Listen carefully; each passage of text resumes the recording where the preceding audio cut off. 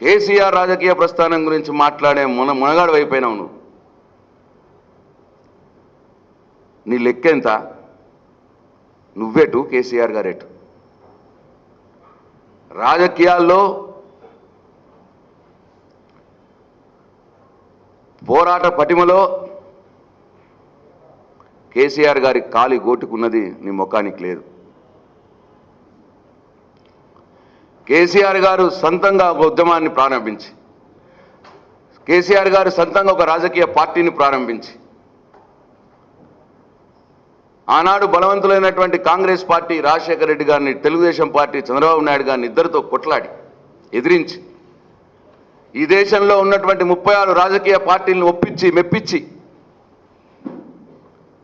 తెలంగాణ సాధించిన వ్యక్తి కేసీఆర్. 2009లో మీరు మొదటిసారి ఎమ్మెల్యే అయినప్పుడు టీఆర్ఎస్ పార్టీతోటి పొత్తు పెట్టుకున్నందువల్లే మీరు ఎమ్మెల్యే అయిన సంగతి మర్చిపోవద్దు రేవంత్ రెడ్డి గారు.